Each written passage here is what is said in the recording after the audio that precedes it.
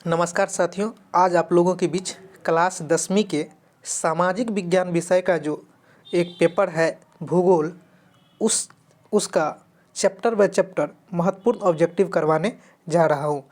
तो आपका जो बिहार बोर्ड का बुक है उनमें जो क्वेश्चन दिया गया है उनको भी लिए हैं पहले, और उसके बाद जो है नीचे जो है कुछ महत्वपूर्ण ऑब्जेक्टिव पुनः लिए हैं। तो आप लोग इस वीडियो को गौर से देखिएगा और बताइएगा क्या सुधार की ज़रूरत है, अपना राय ज़रूर दीजिएगा। तो पहला चैप्टर देखिए क्या है। पहला चैप्टर है भारत संसाधन एवं उपयोग। भारत संसाधन एवं उपयोग, यहाँ पर लिखे हैं बुक के ऑब्जेक्टिव प्रश्न। पहले बुक का ऑब्जेक्टिव दिया गया, फिर नीचे अलग से भी ऑब्जेक्टिव दिया गया है। मतलब आपके जो बिहार बोर्ड का बुक है भूगोल, उनका ऑब्जेक्टिव पहले लिया गया और फिर उस चैप्टर से जो इम्पोर्टेंट क्वेश्चन है, जो पूछने की संभावना है, उसको भी इसमें इंक्लूड किया गया है। तो आइए पहला क्वेश्चन को देखते हैं। पहला क्वेश्चन क्या कह रहा है आप लोग देखिएगा। पहला क्वेश्चन कह रहा है कोयला किस प्रकार का संसाधन है। कोयला किस प्रकार का संसाधन है? और नवीकरणीय, नवीकरणीय, जैव, अजैव। तो देखिए और नवीकरणीय उसे कहा जाता है जो समाप्त होने वाला हो, जो समाप्त होने वाला हो। और नवीकरणीय उसे कहता है जो समाप्त होने वाला नहीं हो, जो समाप्त होने वाला नहीं हो। तो कोयला एक न एक दिन खत्म हो जाएगा, इसीलिए यह समाप्त होने वाला है। इसीलिए यह हो जाएगा कौन संसाधन? और नवीकरणीय संसाधन। एक का क। बढ़ते हैं क्वेश्चन नंबर 2 पर। क्वेश्चन नंबर 2 क्या कह रहा है, इसको आप देखिएगा। 2 कह रहा है सौर ऊर्जा निम्नलिखित में से कौन सा संसाधन है? मानवकृत, पुनः पूर्तियोग, अजैव और चक्रीय। तो सौर ऊर्जा जो है आप लोग देखते होंगे, सोलर प्लेट बार बार आप चार्ज कर सकते हैं। फिर आज जैसे धूप आया, चार्ज कीजिए सोलर प्लेट को, फिर यूज कीजिए, फिर दूसरा दिन भी धूप आया, चार्ज कीजिए, फिर यूज कीजिए। तो कह रहा है कौन सा सौर ऊर्जा निम्नलिखित में से कौन संसाधन है? तो यह पुनः पूर्ति योग्य संसाधन है, क्योंकि यह बार बार पूर्ति करता है। इसीलिए इसका सही जवाब होगा 2 का ख। जिनका जिनका आंसर 2 का ख आ रहा है, ख याद है, उसका बिल्कुल सही है। चलिए बढ़ते हैं क्वेश्चन नंबर 3 पे। 3 क्या कह रहा है? 3 कह रहा है तट रेखा से कितने किलोमीटर क्षेत्र सीमा अपवर्तक आर्थिक क्षेत्र कहलाता है? 100 nm, 200 nm, 150 nm, 250 nm। तो तट रेखा से कितने किलोमीटर? तो तट रेखा से कितना किलोमीटर होना चाहिए? ये होना चाहिए 200 nm। कितना होना चाहिए? 200 nm। तो 3 का सही जवाब है ख, 200 nm।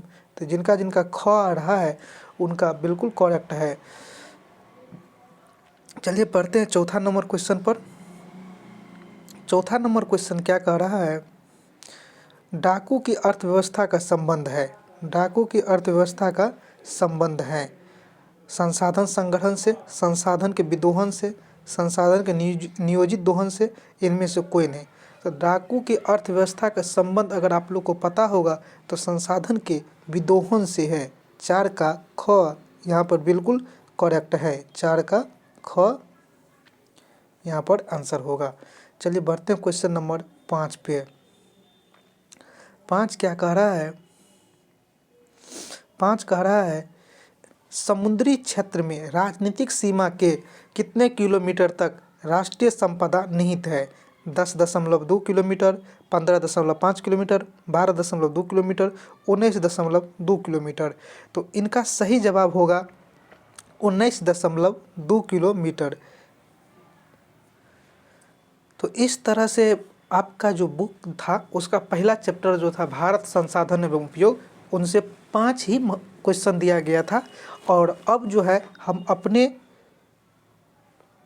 अपने अनुसार जो है बुक के बीच से कुछ क्वेश्चन उठाए हैं और उसको ऑब्जेक्टिव टाइप कर बनाकर डाले हैं। तो उनको भी आप लोग देखिए। चलिए बढ़ते हैं। यहाँ पर लिख दिए हैं एक्स्ट्रा भी ऑब्जेक्टिव। चलिए क्वेश्चन नंबर 6 देखिए। लौह अयस्क किस प्रकार का संसाधन है? आप लोग बताइएगा, लौह अयस्क किस प्रकार का संसाधन है? नवीकरणीय योग, जैव प्रवाह और नवीकरणीय योग। तो लौह अयस्क, तो लोहा देखिए एक प्रकार की खत्म होने वाले संसाधन है। आज न कल खत्म हो जाएगा, समाप्त हो जाएगा। इसीलिए लोहा अयस्क को जो है और नवीकरणीय माना गया है। इसीलिए इसका सही जवाब हो जाएगा और नवीकरणीय योग, 6 का डी। क्वेश्चन नंबर 7, एक दो बार इस वीडियो को देख लीजिए, आपको सारे क्वेश्चन याद हो जाएगा। क्वेश्चन नंबर 7 क्या कह रहा है, देखिए, ज्वारीय ऊर्जा निम्नलिखित में से किस प्रकार का संसाधन है? अजैव, चक्रीय, पुनः पूर्तियोग, मानवकृत। तो ज्वारीय ऊर्जा जो है यह एक तरह का पुनः पूर्तियोग ऊर्जा है। ये सौर ऊर्जा के तरह ही होता है ज्वारीय ऊर्जा, इसीलिए इसे पुनः पूर्तियोग में माना गया है। क्वेश्चन नंबर 8, क्वेश्चन नंबर 8 क्या कह रहा है? पवन ऊर्जा किस प्रकार का संसाधन है? तो आप लोग को पता होगा पवन ऊर्जा जो कभी खत्म होने वाला नहीं है। पवन मतलब हवा। तो कह रहा है और नवीकरणीय होगा कि जैव होगा कि नवीकरणीय होगा कि व्यक्तिगत होगा? तो पवन ऊर्जा जो खत्म नहीं होने वाला है उसे नवीकरणीय में माना जाता है। तो 8 का हो जाएगा सी। जो खत्म नहीं होने वाला है उसे नवीकरणीय, और जो खत्म होने वाला है उसे अनवीकरणीय। हवा खत्म होने वाला नहीं है इसीलिए नवीकरणीय। इसको पढ़िए, इनमें से कौन सबसे कीमती और नवीकरणीय संसाधन है? देखिए, और नवीकरणीय लगा दिया तो और नवीकरणीय का मतलब होता है खत्म होने वाला। तो खत्म, इनमें से कौन जो है खत्म होने वाला है? तो कह रहा है जल, पवन, वन की खनिज। तो ये खनिज होगा जो सबसे महत्वपूर्ण और सबसे कीमती है। खनिज में आ जाता है सोना, चांदी, ये सब हीरा, ये सब खनिज के अंतर्गत आते हैं। इसीलिए इसे कीमती और नवीकरणीय संसाधन कहा जाता है। क्वेश्चन नंबर 10 पढ़िए आप लोग। इनमें किस प्राकृतिक संसाधन का भंडार सीमित है? इसमें से कौन बताइए आप लोग सीमित है? इनमें से किस प्राकृतिक संसाधन का भंडार सीमित है? समुद्री ऊर्जा, कोयला, पवन ऊर्जा कि सौर ऊर्जा? देखिए, समुद्री ऊर्जा का, ये समुद्र से जो आप ऊर्जा लेते हैं उसका संसाधन सीमित नहीं है। पवन मतलब हवा भी सीमित नहीं है। सौर मतलब जो सोलर प्लेट यूज करते हैं सौर ऊर्जा, वो भी सीमित नहीं है। लेकिन कोयला जो है ये सीमित है, यह एक न एक दिन खत्म हो जाएगा। इसीलिए इसका सही जवाब है 10 का बी। क्वेश्चन नंबर 11 क्या कह रहा है? संसाधन के रूप में किसी पदार्थ का अस्तित्व किस पर निर्भर करता है? मूल्य पर, मात्रा पर, उपयोगिता पर कि मूल्यांकन पर? संसाधन के रूप में किसी पदार्थ का अस्तित्व न तो मूल्य पर निर्भर करता है, न मात्रा पर, न मूल्यांकन पर। किसी भी संसाधन का अस्तित्व जो है, अस्तित्व निर्भर करता है उसका कितना उपयोग है। तो इसका सही जवाब होगा 11 का सी। क्वेश्चन नंबर 12, संसाधनों के विवेकपूर्ण उपयोग का प्रस्ताव किस वर्ष आया? संसाधनों के विवेकपूर्ण उपयोग का प्रस्ताव किस वर्ष आया? कह रहा है 1987 में आया, 1991 में आया, 1968 में आया, 1975 में आया? देखिए, संसाधन का विवेकपूर्ण मतलब होता है अच्छे ढंग से कैसे उपयोग किया जाए। इनका जो है रूल जो है, प्रस्ताव जो है, समय 1968 में आया। तो 12 का सी जिनका जवाब है का उनका बिल्कुल करेक्ट है। क्वेश्चन नंबर 13 कह रहा है सार्वजनिक स्थान पर बना मंदिर किस प्रकार का संसाधन है? कह रहा है व्यक्तिगत, सामुदायिक, राष्ट्रीय, अजैव। तो देखिए, सार्वजनिक स्थान पर है तो सार्वजनिक स्थान पर व्यक्तिगत तो नहीं होगा, मतलब ये तो नहीं होगा।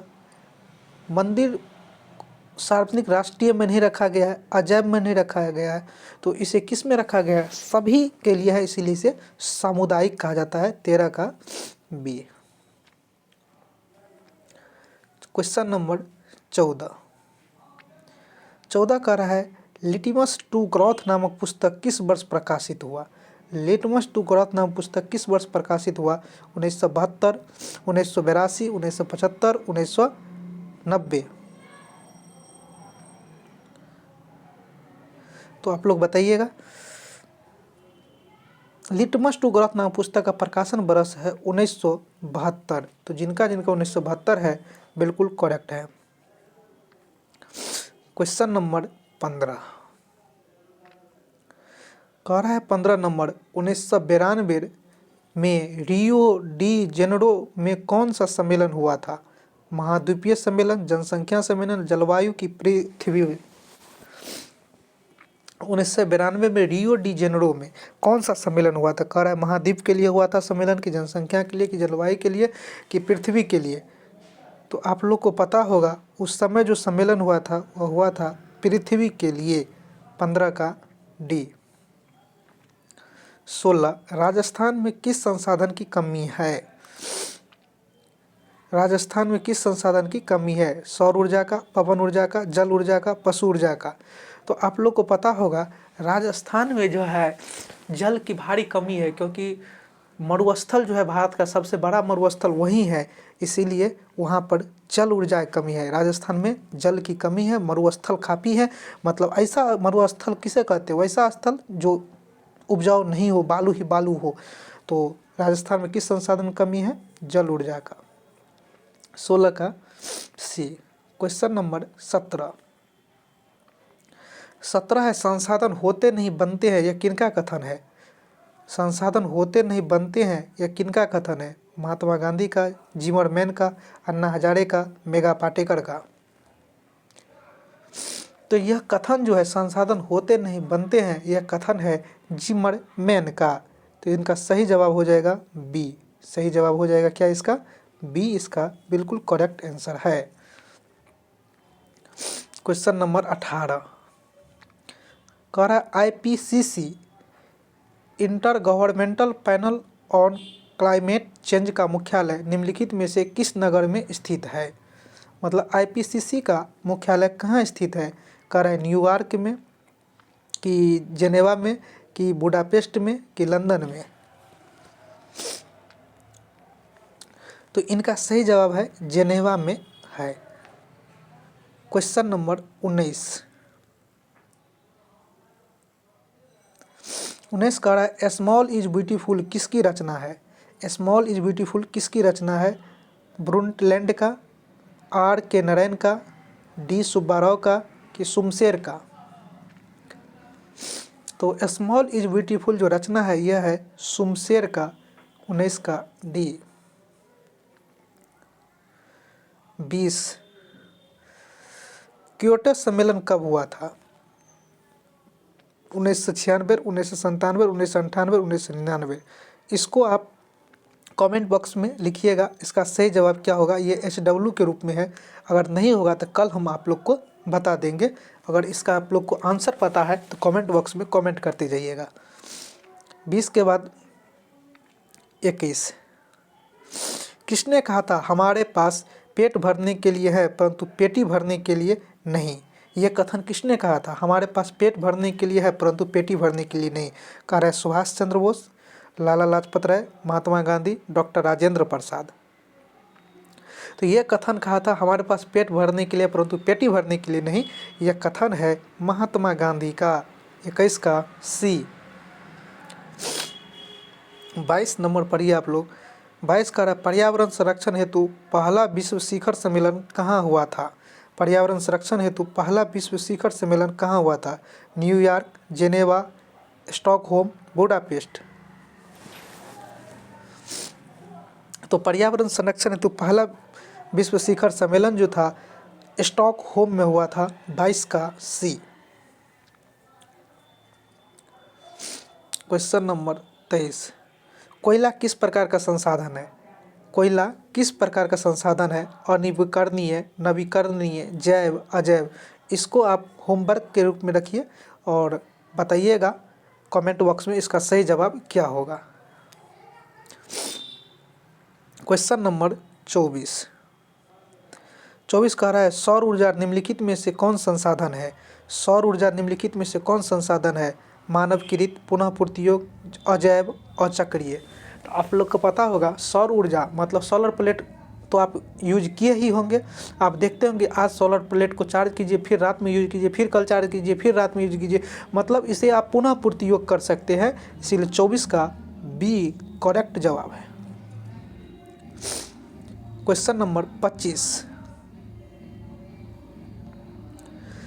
कह रहा है तट रेखा से कितने किलोमीटर क्षेत्र सीमा अपवर्जक आर्थिक क्षेत्र कहलाते हैं? 100 nm, 200 nm, 150 nm, 250 nm। इनका सही जवाब है बी 200 nm। क्वेश्चन नंबर 26 का आप लोग जवाब दीजिएगा।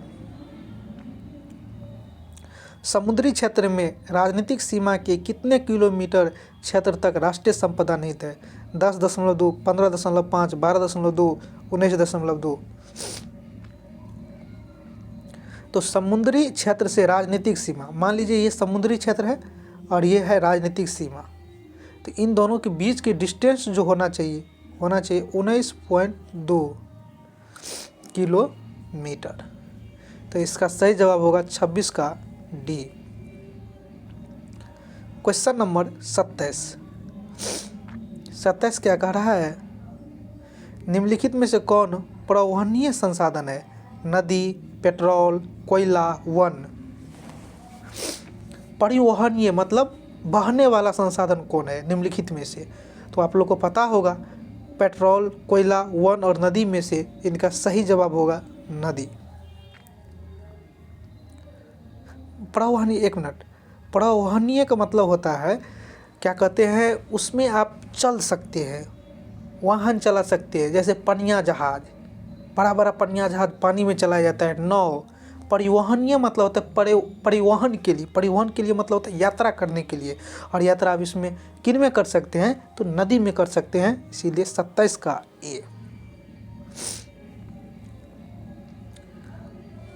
28 पढ़िए। कर इनमें से किस राज्य में काली मृदा पाई जाती है? कौन राज्य है जिसमें काली मृदा पाई जाती है? जम्मू कश्मीर, गुजरात, राजस्थान, झारखंड। तो काली मृदा पाई जाने वाले राज्य है गुजरात। 28 का बी। क्वेश्चन नंबर 29, काली मृदा किस फसल के लिए अधिक उपयोगी है? गेहूं के लिए, कि कपास के लिए, कि चावल के लिए, कि ईख के लिए? तो काली मृदा किस फसल के लिए? तो काली मृदा पर सबसे ज़्यादा क से काली याद रखिएगा, क से कपास, क से काली और क से कपास, तो ये कपास के लिए उपयोगी होता है काली मृदा।